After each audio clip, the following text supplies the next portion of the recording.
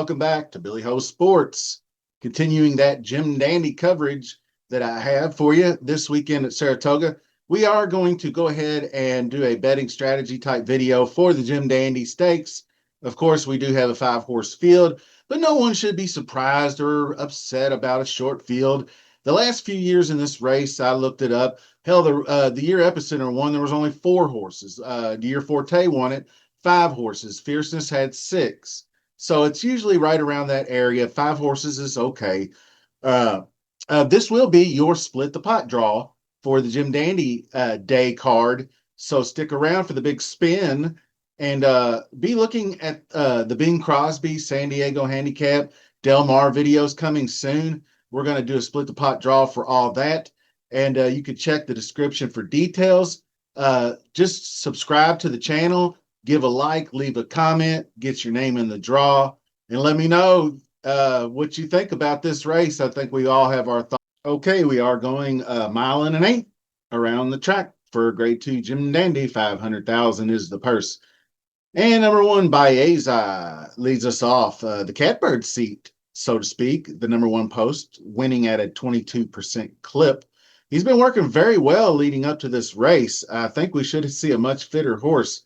You can see down at the bottom here, the 5 and 58 was the most recent one, just recently, July 18th. But the ones that before that were 6 furlong, and then this 6 furlong right here, firing a couple of them. So I just think that maybe he's just trying to build up some endurance, most likely. And so Baeza, I think you should see a fitter horse for John Sheriff's coming in. But the one caveat is we're going back to Hector Berrios. You can see here that rode him probably most likely his best race was that 107 he ran in the Santa Anita Derby, and Berrios had him there. So we'll see what happens. Pratt is actually flying out to California to ride in the San Diego Handicap.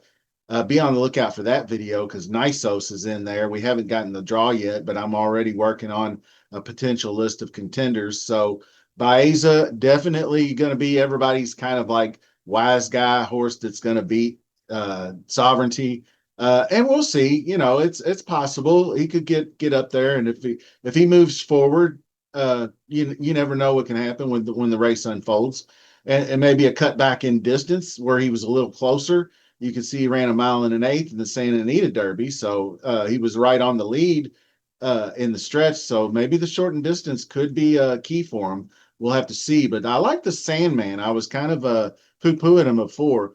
Tapit, sired by Tapit, and I think I mentioned the Tapit progeny, and it's probably a pretty well documented thing if you want to look it up, but they tend to mature more slowly and be a little more immature. And you can see that down here in some of these stakes races where he was just kind of in there, but he's still in the mix. I mean, the 3rd in the Street Sense going all the way back, then the OC, then the Oaklawn win.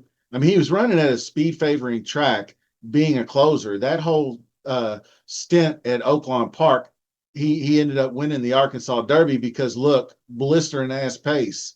But he couldn't get there, and then he's slower. That shows you how the track was playing back then. Then he goes to the Kentucky Derby and didn't really do much there. Had a really rough trip, but we don't hold that against him. The Preakness was a pretty good race. He hit the stretch drive right here, just chugging, and was actually ahead of Journalism at one time, but Journalism just ate him up. So he ran a 109 down the stretch. And I do think that I mentioned in my preview video, if you watch that, if not, go back and give a look somewhere where I talked about him. I mentioned the early middle pace figures were a bit slow, especially the early, the 76 to 74. You can see the Arkansas Derby was the race where we want to get him to, at least, or some facsimile of that. But there you go, blinkers.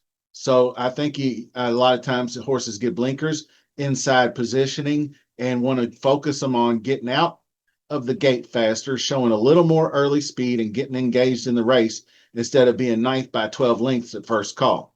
So obviously Sandman can't do that in a 5-horse race, especially with Sovereignty in it. So they're going to try some probably different tactics. And I kind of like it as a sleeper for the underneath exotics like exactas and trifectas.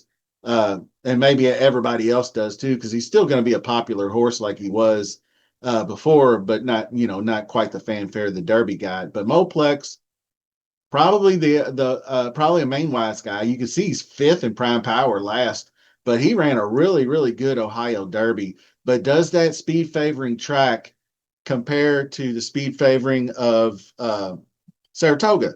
Well, Thistledown is a probably a lot more speed biased, but Saratoga Dirt is still speed friendly. So being out on the lead is not a bad thing. I think if he gets a target to chase after, like he did in the Ohio Derby with I forget, it was the Brad Cox horse in there.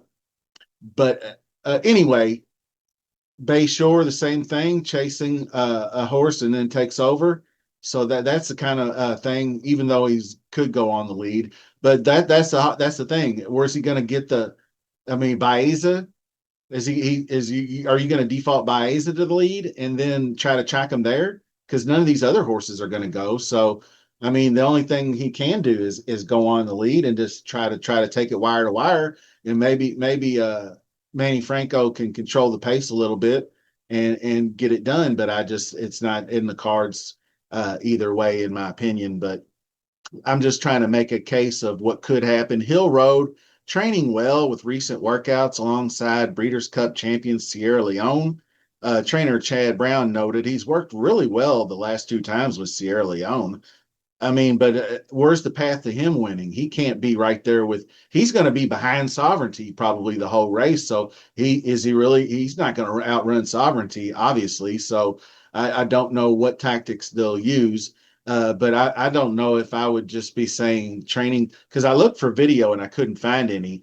Evidently, there is a cross between the country Sierra Leone and Hill Road, because I kept getting those kind of things about on my searches. I couldn't get any works. So I think Hill Road's a solid grade 2, grade 3 horse. He would dominate grade 3 races, I think. But he might hit the board here with just 2 horses to beat. So then we got our big dog, Sovereignty. And, there a commenter asked why I hate. I mean, it just might have been just a general comment why people seem to side with journalism over Sovereignty. And I feel that too. And then to giving Bill Mott shit for not doing the Triple Crown thing, I think that was part that I think that explains the dislike, just the narrative that, oh, well, he didn't run, but journalism ran all 3 legs. Well, now guess what? The Summer Derby, the Travers Stakes coming up very, very soon. Okay, before I wrap things up, let's draw for that split the pot number 1 for this weekend.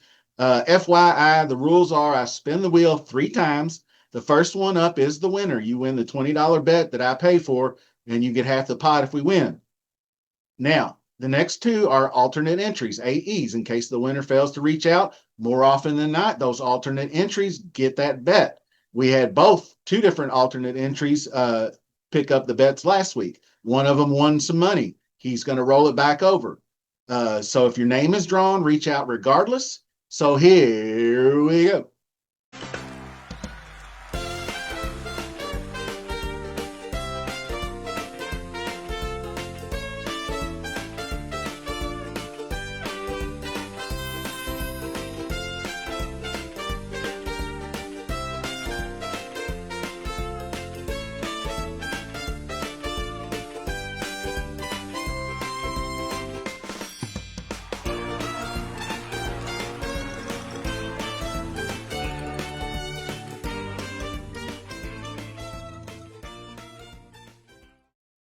Okay, congratulations to David Trudell, 5154. You will win that $20 bet for the split the pot, and it's going to be used on Jim Dandy Stakes Day. It doesn't necessarily have to be the Jim Dandy Stakes, because that's kind of a tough race to bet, and we'll sum that up in a minute. So you could pick another race. The Lake George is there, or maybe you even like to, play around with some of the earlier cards. So it just depends on what you're into.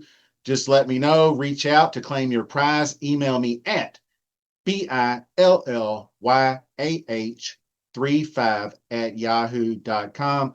Or if you are on X, I'm at Billy Ho Sports. Give me a follow and hit me up there. The first alternate is going to be Robert Dennison, and that's EU8OT. And then the second alternate is Mr. Big Ed.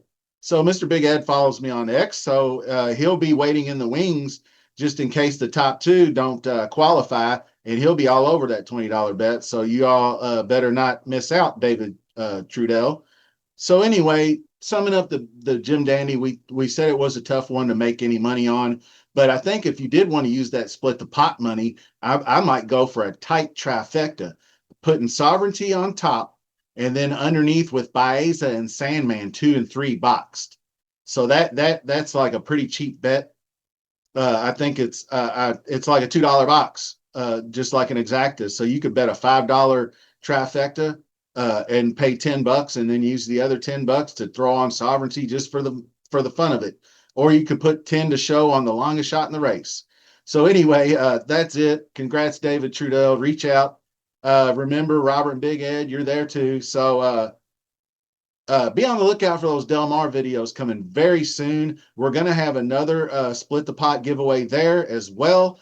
And we'll probably draw that on Thursday or Friday at the latest. So I appreciate you joining me. We'll see you soon.